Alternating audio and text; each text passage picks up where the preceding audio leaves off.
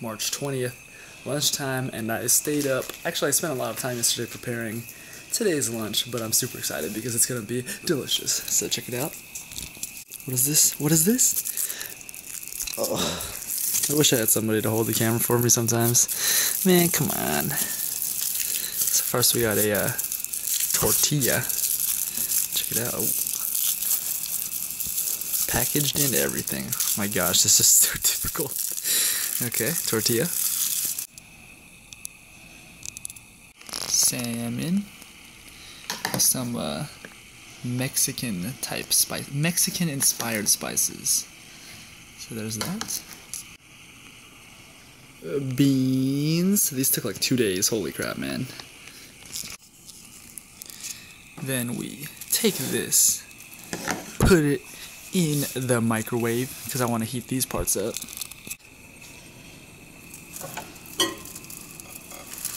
Oof.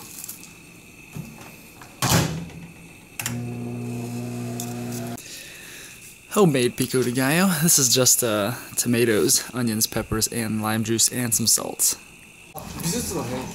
Lettuce, put some salsa on there, and boom, tacos.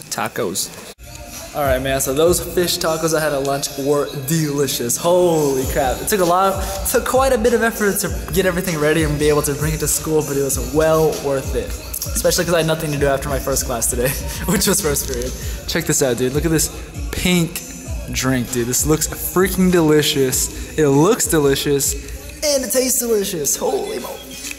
Alright guys, welcome to another edition of commentary over the video clips of Thomas working out. So I know the last workout that I showed was a shoulders, biceps, and traps workout, but you know what? It just happened to land on this day that I was recording, so that's what I'm going to show you again.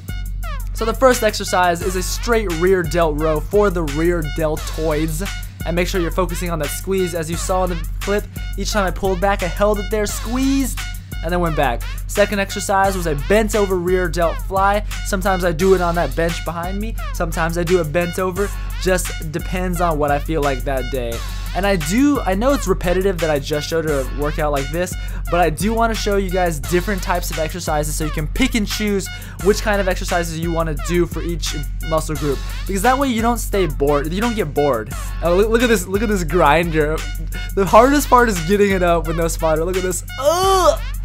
I spent like almost all my energy just grinding out getting the weights up, so I kind of got screwed here. But anyways, like I was saying, I want to give you guys different exercises you can do for each muscle group, so that way you can pick and choose which exercises you want to do for each muscle group, because if you do that, you're not going to get bored as easily. And one thing that's very important is to keep the gym training sessions fun, you know.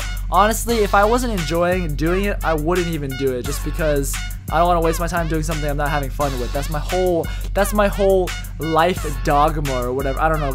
Is that a good word? Does that word make sense? Alright, so as you can see here, I'm doing some Smith machine shoulder presses. Decided to try this out. Never did it before, but the first time felt pretty good. Shoulder press exercises, by the way, are for front delts. It's very good for front delts. So the Smith machine shoulder press felt pretty good. It was really close to my chin. I was almost like smacking my chin, so I had to make sure it was out of the way.